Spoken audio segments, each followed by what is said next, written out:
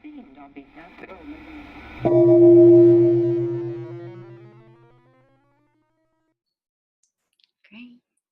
Hi, everybody. Thank you for joining me today. I'm joined by Sifandos. And I have to admit, Steph, the first time that I came across you, I'm like, how do I even say your last name? And I'm sure like everybody says that. I'm like, oh my God, before I interview him, I'm going to have to like figure out how to say his last name. It's not even challenging. So that was my first thing with you. Does everybody bring that up at the beginning of interviews? Yeah, a few people do. Yeah, it's but to be honest, most of the time, people pronounce it the first time the correct way. So it's not too much of an issue for most people. Yeah. Well, I'm a Smith, so it's no problem.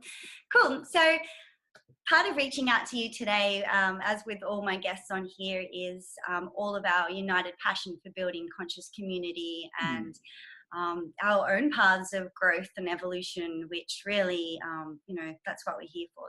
That's what drives us, this level of living and awareness. So in unfolding that out in our own lives and the lives of our other selves, I thought we'll just jump straight into getting to know you a little bit more. What I'll do is after this, for those people that aren't familiar with you, I'll pop a few links in underneath.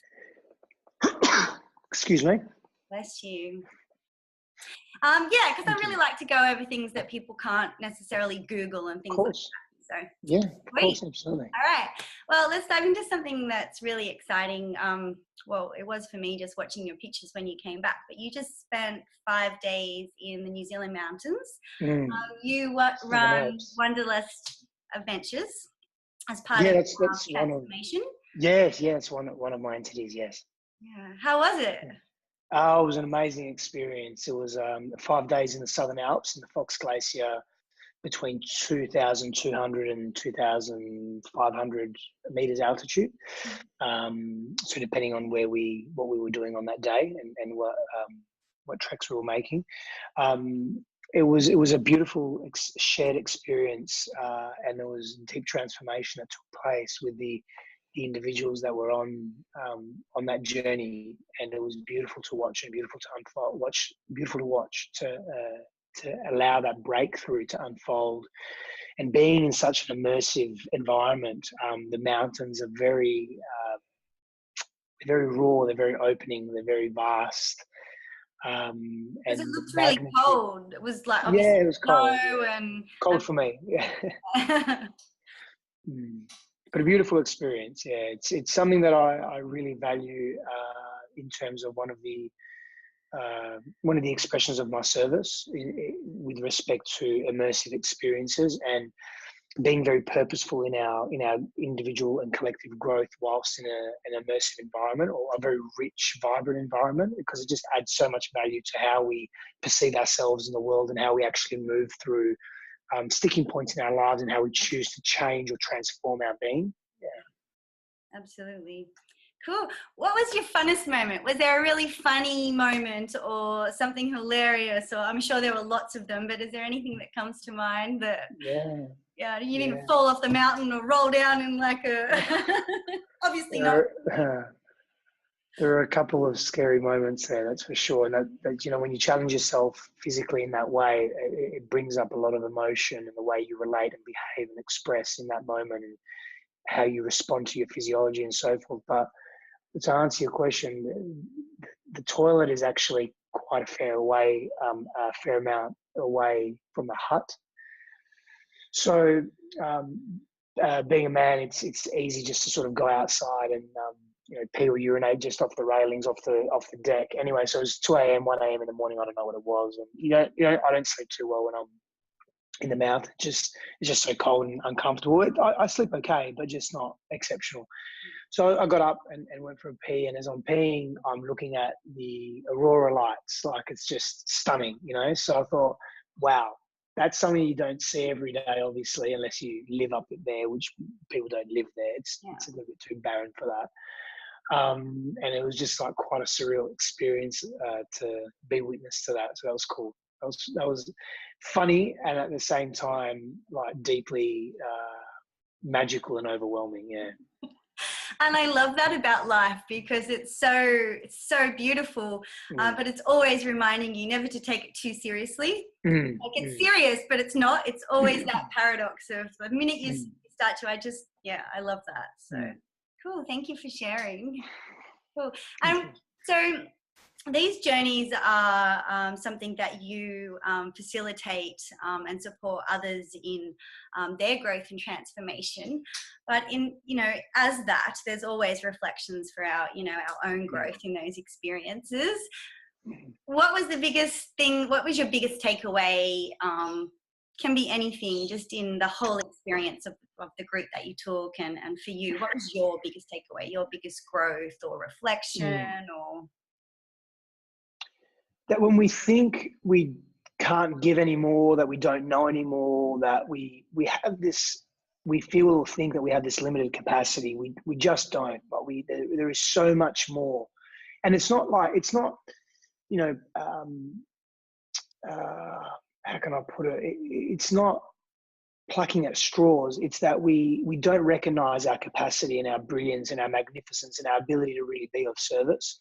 And something that I learned being in a very confined space, 24 hours a day, for 5 days, is that we actually have such abundant energy and we have so much that we can give and learn along the way as well, and expand in very quick time, real time, which is interesting.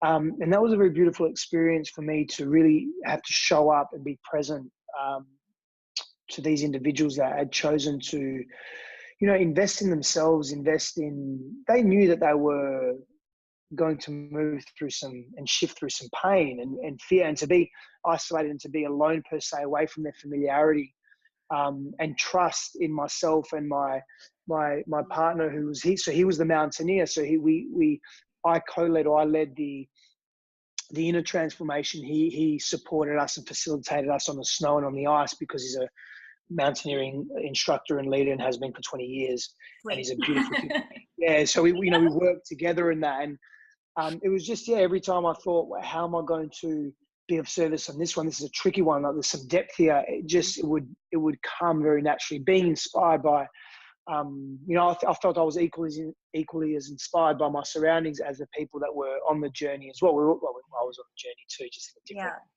different vantage point, different perspective. That's all. Yeah, but that was beautiful to recognize that. Awesome. Cool. All right. Well, let's flip it now. What's your favorite place on earth?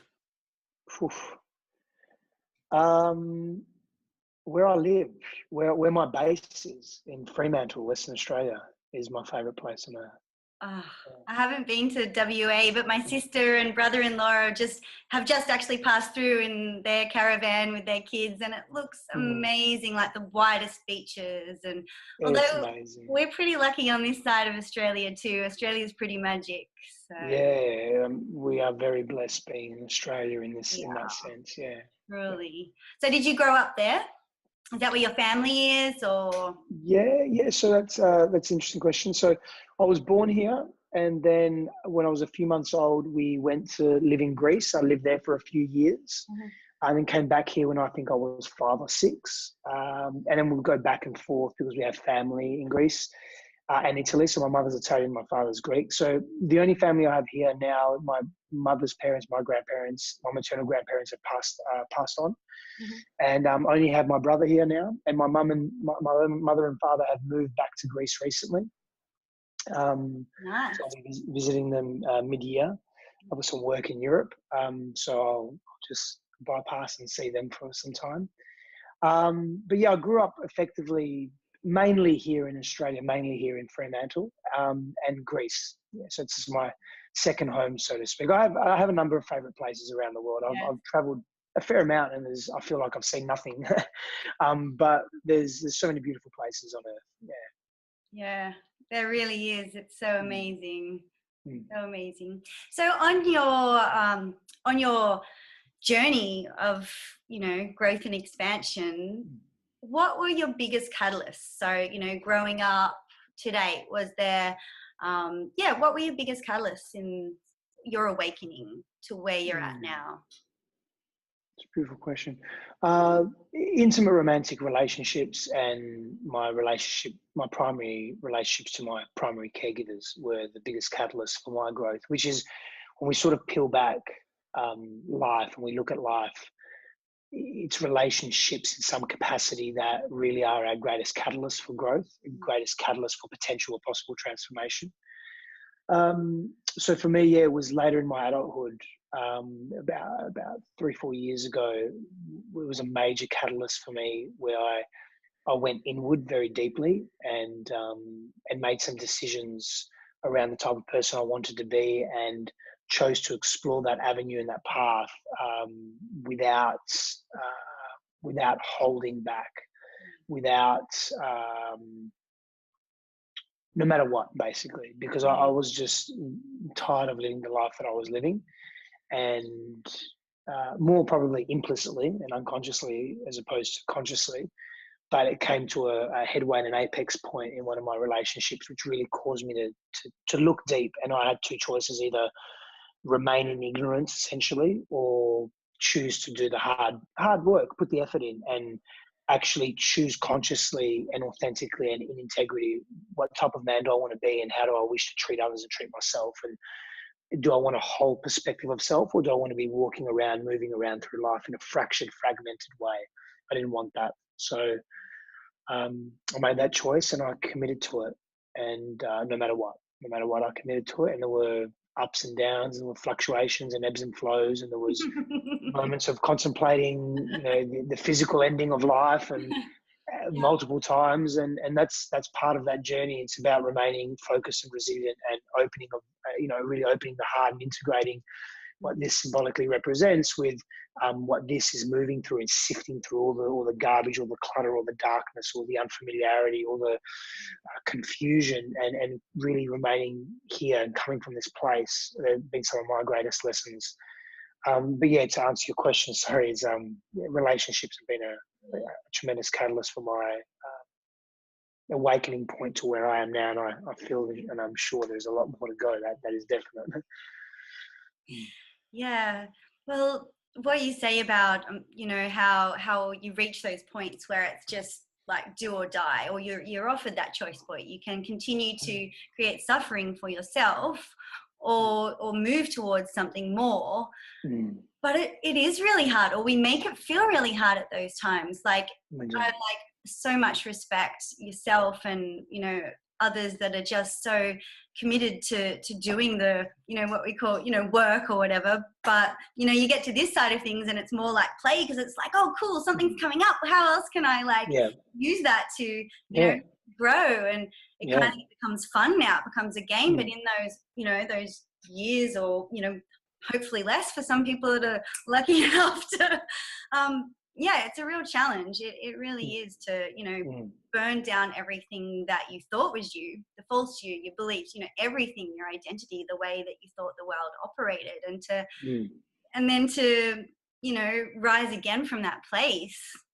It's really challenging. So what advice would you give to somebody? So I have two early teen kids. So they're one of my biggest passion, and I love kids so much. They teach us more than, we would ever teach them. So what would you say to them, or, your younger self, in terms of when you're going through, when you go through those really like hard, dark times, what pulled you out of those moments? Is there anything that you could look at in terms of any advice that you would give to teens? And I know, suicide, particularly in men, is such a high, there's such a high statistic of that. And and I've been in really dark, places in my life as well. And I'm interested to see what has, helped you through those times. It's a beautiful question. It's obviously a reflection of what you've progressed through in some capacity. So I honor you for that as well. It's beautiful. I inadvertently I developed them. I create models, and I create. You're so masculine in your approach. I love it. Yeah, I create models in. But I integrate. There's more. It's more than just it's not a rigid masculine framework. There's a balance there for that, Yeah. or at least I think there is, and I constantly refine it. I'm aware of it. I'm conscious of creating that when I do. Oh, I love it. It's great. Create these models. Yeah. You do a brilliant job of, you've married the two, divine masculine and feminine within yourself really beautifully. Like, that reflects so well. Thank you. I appreciate that. And it's definitely a work in progress. I catch myself often daily saying, oh, maybe I'm a little bit too much right now. And I'm here a little bit too much. And Oh, good. But to respond to your question, I developed a model. It's a 6-step cyclical model. And when I developed it, I didn't consciously develop it. I was just when I was reflecting back on some of the deepest, darkest pain points in my life, thinking, how did I not end my life in that emotional, psychological, spiritual, physical, cathartic pain that I was moving through, like such intense pain. And so I look back and I track back and I developed this model, and it's a 6-step cyclical model. And I'll give you a link to a video I did. And it was a Facebook Live, and I put it on YouTube. So I'll give you that. Love that. But to answer your question immediately, something that's very important for young people, teenagers, children, etc., is when they're moving through depth and darkness and pain and fear of the unknown and unfamiliarity, is to spend time with people that they care about, that they trust, that they respect, and that they revere, and to allow themselves to express who they are fully. And why I say it's essential that they surround themselves in an environment where it's trusted and respected and there's reverence and there's safety there, because they need the safety to express, to release. So neurocognitively, psychologically, emotionally, spiritually, they need to feel safe. And the brain literally changes the way it views a particular circumstance. The perspective changes, our neural attentive faculties shift, and we're able to see the world differently, from not so much pain, but a little bit more optimism or possibility or potentiality. But that can only really occur when we feel that we are seen, that we feel that we belong to somewhere, or to some group, or to someone that we care about and that we value. So for young people, it's essential that we are very aware consciously, is establishing networks and groups of people, peer groups, whether it be parents, primary caregivers, brothers, sisters, friends, etc., teachers, mentors that they can go to and just feel that they are being seen and heard and known and understood. That would be the simple, singular, greatest piece of advice I can give to any young person, or any adult for that matter, that is moving through tremendous pain or shifting through the unknown, or fear of unfamiliarity, whatever it may be, whatever's coming up to rising to the sense of consciousness or awareness. Of course, there are other steps, i.e. there's a 6-step cyclical phase that I've got, but really that there is foundational on so many different levels. Yeah. Beautiful. Thank you. Awesome. All right. I guess what I would move on to then from that is that, for so many decades now, or, that's the way life has been on Earth, as we have used pain as a catalyst, and the contrast and the vast contrast that exists on Earth at the moment is such a, can be perceived as a beautiful thing for, growth and evolution and change. And I'm so excited for that, for our planet. But I have got this feeling like it seems to me to become, easier and easier than it was, say, for our parents to reach, not that there's anywhere to reach, but, that, grow in their awareness, and then, easier for us to, within our own transformation journeys, to use that pain to continue on. So rather than being stuck in, decades of, patterns and, trying to break through that veil of, of illusion and awareness and that whole circle, we've used pain as a catalyst. But I'm excited to see the possibilities that, for my children and for ourselves now, where we can use pleasure. May not necessarily be the right word, but, it doesn't have to be a shortcut. Is that what you said? No, I said joy. Joy is a catalyst. As a catalyst for that same sort of growth, that it doesn't have to be the way that we label it as, you have to go through the pain and do this and shed these. There is, so much shedding to do, but it doesn't have to be done in the pattern that, we ourselves have done it, or anyone before us. And Yeah, how do you perceive that whole journey of it just becoming so it's easy? Like, I mean, it's always been easy. It's just our minds that make it complicated. And yeah, in that transition, do you observe any of that? You know, I mean, you meet a lot of people and you do a lot of travel, and are you observing that as you go about, that it doesn't necessarily have to be that huge decades worth of transformation? To answer the question as short as possible, yes, I definitely agree with you. There are a number of elements that are associated with that. As we are becoming, as we are growing as a global interconnected community, we are becoming wiser around ourselves. There's more education and awareness around who we are as people, and our capacities expanding in that sense, and our self-belief and who we are as people. So a number of elements to that. As a collective, where we are at the moment, we're quite, for lack of a better term, distorted, extreme, and polarized in our collective presence on this earth. The majority of us. I'm generalizing here. So with that in mind, because we're quite extreme, it's evident by our socio-cultural, socio-economic systems and models, the way we're interacting as nations, the way we're treating each other at mass levels as well, what we prioritize as a society and so forth, what we're easily influenced by, where our focus and collective values are. So there's a number of elements that are associated with the direction of humanity right now. So with that in mind, and that extreme, that pendulum swinging in extreme, we also live in a patriarchal society as well, which is being challenged dramatically, which is a beautiful thing, because any form of extremism is not healthy. Fortunately or unfortunately, we need to experience vast and deep amount of pain, like be confronted with that to be able to snap out of whatever we're in, right?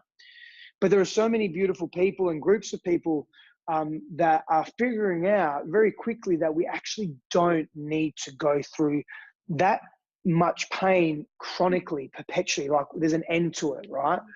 And that's a beautiful thing. That's the vision that's unfolding now as another dominant worldview per se, because we're becoming wiser and more self-aware. The more self-aware we become, the more connected we become to who we are. We actually begin to understand what we're capable of as human beings. We grow and we figure out that, yes, pain is a part of life. Fear is part of life. We live in a world of duality, like that exists. Yeah. But we don't, it's in my mind and in my view, it's an undesirable state of being. In other words, it's not something that we want to remain in perpetually.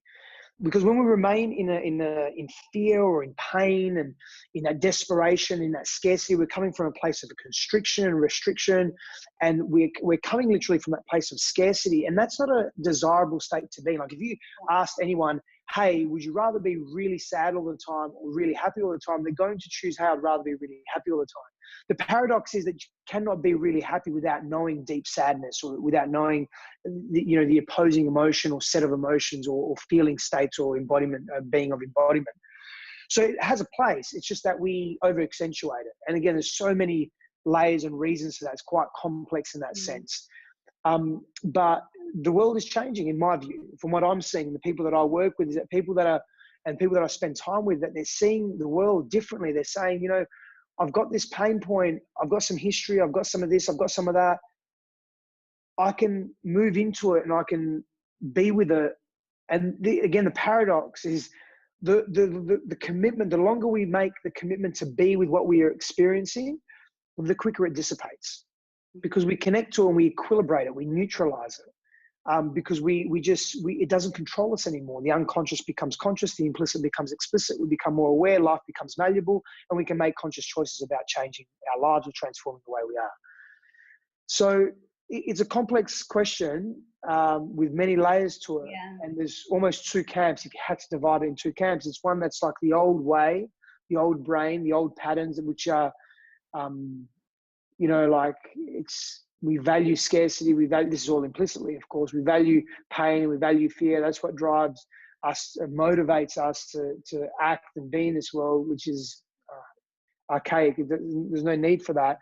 And there's the other camp that says, well, we can have this wonderful life And part of that is going through pain and fear, but we don't need to be attached to it. We don't need to hold on to it so much and let it control us and not understand it. Let's move into it like we move into happiness, like we move into a new flowering relationship. Let's move into the fear.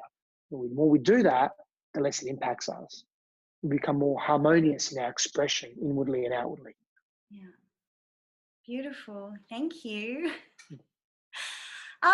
Let's see, we're almost out of time. So I try to keep these like really short, but it's so, because, people don't want to listen for hours and hours and but it's so interesting and I love these conversations. So, what have I've really, what do I want to ask you last? There's so many things I want to know.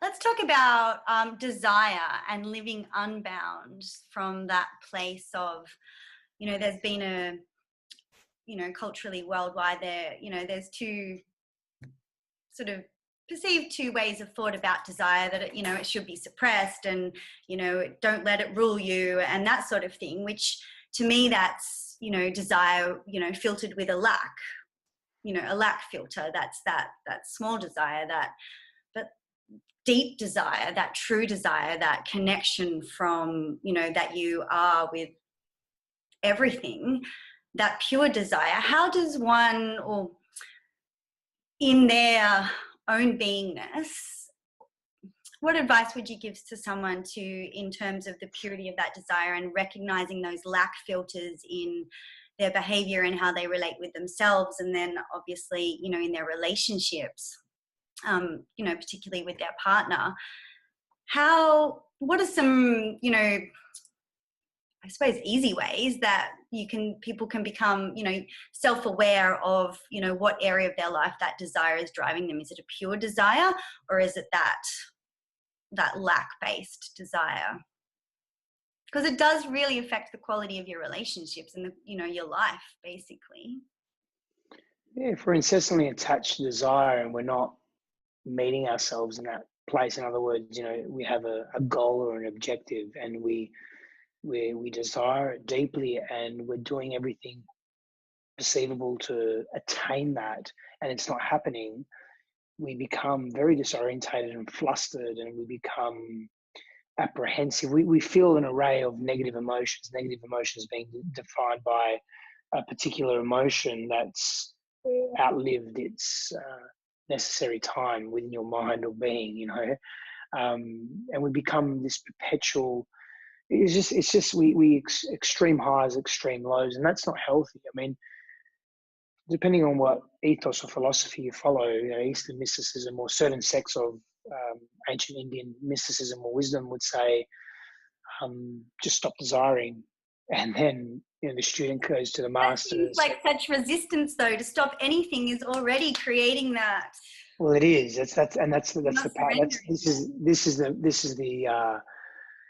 This is the parable, the paradox of Zen mysticism. So it was just stop desiring, and the student comes back and says, "Well, I'm desiring to stop desiring, and I'm finding that I'm desiring more."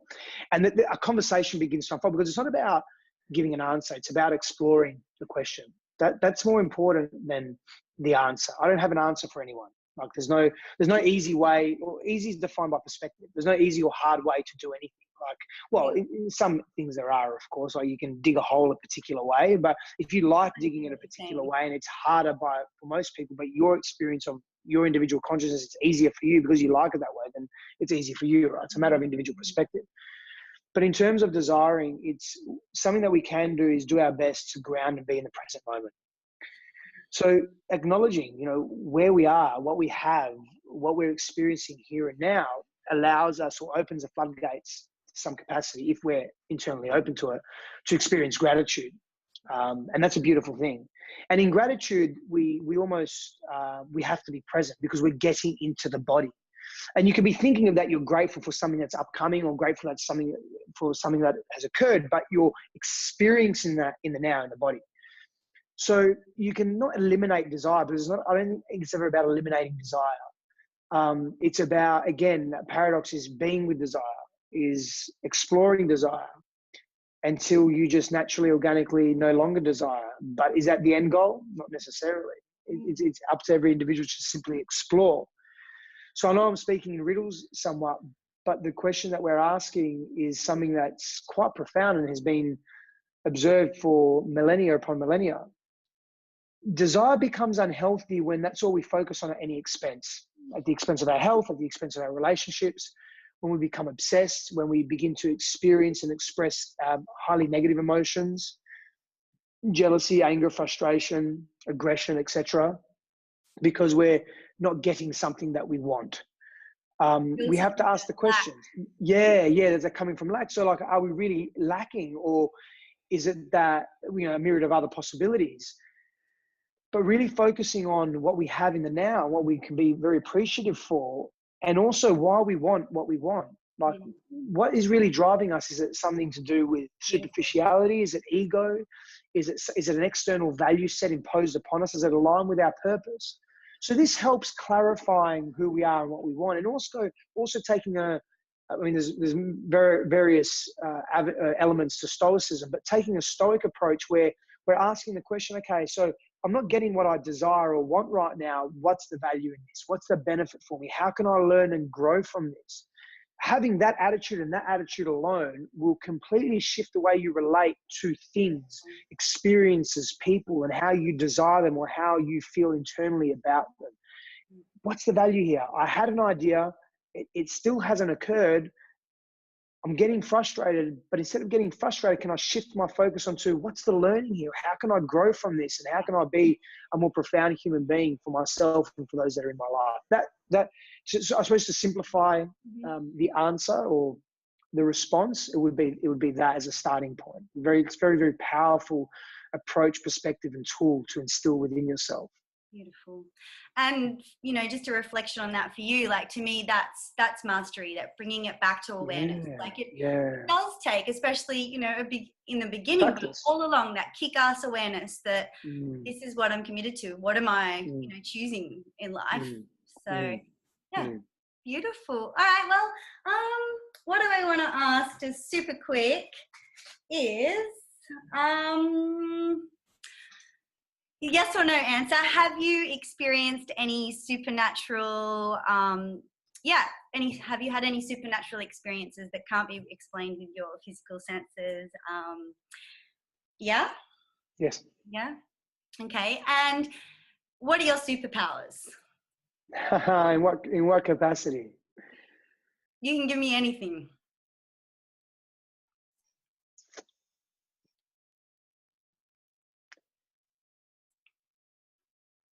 I often can look at people, whether it be in physical presence or not, and know a great deal about them, about their past, and feel their joys, their pains, their fears, where they are in life, what they want but aren't moving through, or pursuing or embodying. What a beautiful gift. I feel the same way. Yeah. Sometimes it's a little bit overwhelming, but I feel the same way. Awesome. And what's next for you? What's next? What's lighting you up at the moment? What's next? What's really highest excitement? I mean, there's always so many, but what's lighting you up and what's next? I'll give you my top three. So I'm involved in a business at the moment, or a service to humanity that is going global, and we officially launch in the next few days. I'm very excited about that. Been working on that for some time, and that's all around. The website's called highvibe.network. It's all around high vibrations. High vibrational people doing high vibrational things in high vibrational places, as a general sweeping statement. Yeah. I'm very excited about the men's programs that I run, Reclaim Your Kingdom being one of them. Very excited about the men that I work with, and it's so beautiful to watch them just unravel and unfold. And also the conscious relating program that I have, which is for couples and for singles and for people just wanting to gain greater clarity in their lives with respect to cultivating healthy relationships to self, to others, to beloved, to ideas, to purpose, to their life's journey. There's models around that there's a conscious warrior model that underpins Reclaim Your Kingdom, and there's a conscious relating model that underpins that as well, that praxis. So yeah, it's really very excited about all of that. Yeah. Awesome. I could ask 1,000 questions, but I don't. So next time we catch up, I want to hear about your supernatural experiences if you feel to share. Sure. And and also I want to know about your necklace. Oh, this one? I mean, well, what do you call it? Like, does it have a special name? And like, share with me, because you're always wearing it. Well, a lot of pictures I see you in, and if you feel to share. Yeah, sure. So it's this was worn by a monk. I think it's about 80 to 90 years old, and it's 108 bead prayer count, 108 count prayer bead, and it's made from Bodhi seed, so it's very old. It smells interesting. It smells like wood, like it's old wood. It smells like old wood, so old seed. Yeah, it's beautiful. It's I just really like it. Beautiful. Yeah. Thank you. Well, thank you so much for joining us today and joining me and hanging out and having a chat. Thank you. It's an honor and a pleasure. Thank you so much for having me. I deeply appreciate it. Oh, my pleasure. And I'm going to jump on and check out the new network, because I'm so excited about bringing all these beautiful, unique, different expressions together that, that have all followed their same, the journey to awakening, and now to like, let's move to that next step. We're woke or becoming awakened, and, that next evolutionary step to eventually, creating that new way of life on earth that, that we all see, that we can all feel, that's intrinsic. Oh yeah, it's happening. There's a major shift happening on earth. Yeah, it's so beautiful to watch. Yeah. People are becoming so much more aware. It's amazing. Yeah. Beautiful. Well, thank you. Thank you.